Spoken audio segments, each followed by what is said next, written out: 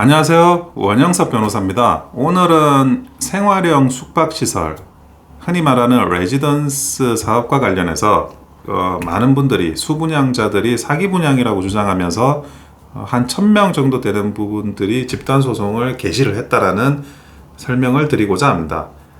생활형 숙박시설, 이른바 생숙, 이른바 레지던스의 문제가 몇 년째 지금 계속 진행되고 있습니다. 과거에는 이제 그 주택수 산정에도 제외가 되면서 또 이제 숙박업을 할 수도 있고, 그리고 사실상 이제 주거로 활용되는 경우까지 있으면서 숙박업과 주거를 하이브리드로 할 수 있다라는 그런 생각에 많이 이렇게 분양이 됐었었죠. 그런데 이제는 이제 주거로는 쓰지 못하게 하고 주거로 쓸 거면 용도 변경을 하라라는 게 지금 정부의 방침이죠. 근데 이제 용도 변경이라는 게 아시다시피 쉽지가 않습니다. 이게 복도 폭이라든지 그 건물의 구조를 바꿔야 되는 문제가 있는데, 그런 게 현실적으로 새로 부수고 짓지 않는 이상 굉장히 어려운 상황까지 있고, 그래서 그 부분에 대해서 정부에서 이행강제금을 이제 부과를 했다가 다시 유예를 하는 그런 과정에 있습니다.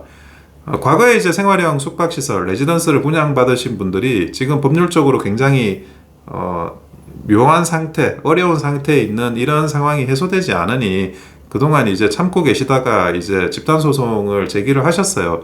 전국에서 이제 일부 분들이 제기를 하시긴 했는데, 이분들뿐만이 아니라 앞으로 이제 많은 분들이 집단소송을 제기할 가능성이 굉장히 높은 상태입니다. 아마 그전에는 좀 법률적으로 어떤 새로운 그런 처리가 있기를 많이 바라셨던 것 같아요. 만약 그것만 되면 굳이 소송을 할 필요는 없으니까. 사기 분양을 주장하신다는 건 결국에는 이제 계약을 기망행위로 취소하겠다는 말씀이시거든요. 그래서 그 계약을 무효로 돌리겠다, 이런 판단이 많은 분들이 하기까지는 아마 그동안에 이제 그런 정부의 시책이라든지 이런 것들에 대한 기대가 어느 정도 꺾였기 때문에 실질적인 행동으로 옮기시는 게 아닐까라고 추측이 됩니다. 그래서 정부 차원이나 많은 분들의 그런 관심이 필요한 부분은 분명히 있습니다. 근데 일단은 그 분양을 하고 잔금을 치러야 되는 입장에서는 이 분양은 받았지만 과연 잔금을 치러야 되는 건가? 잔금을 치르는 의미가 있는 건가?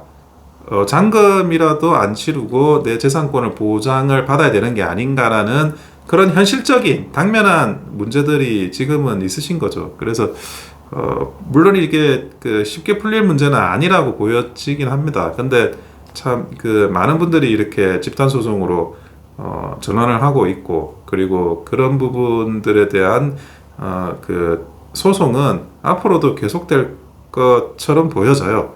그래서 빠른 정책적인 대안도 필요한데, 이 부분과 관련해서는 좀 더 많은 사람들이 집중을 해야 될 필요가 있습니다. 근데 제가 이제 우리 88 부동산 대책만 하더라도 소형 오피스텔 같은 경우, 소형 다가구 주택 같은 경우에도 주택수 산정에서 제외되는 그런 또 정책이 이미 나오지 않았습니까? 그러다 보니까 그러면 이제 생활형 숙박시설과 또 장점이 별로 덜해지는 거 아니냐, 이런 식의 생각을 할 수밖에 없어요, 이 수분양자들께서. 그래서 제가 이제 말씀드리는, 만약에 정말 이제 과다 분양을 했다, 과장 분양을 했다, 그래서 이 생활형 숙박시설의 문제점을 정확하게 알려주지 않은 상태에서 어쩔 수 없이 만약에 그런 기대치를 가지고 분양 계약을 체결하셨다라고 하면 지금이라도 이 분양 계약을 취소하는 소송을 하시는 것도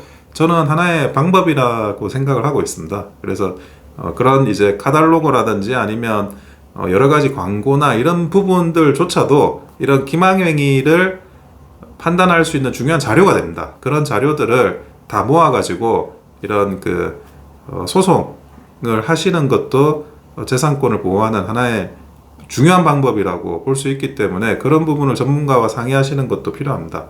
이상 원영섭 변호사였습니다. 좋아요와 구독은 큰 힘이 됩니다. 감사합니다.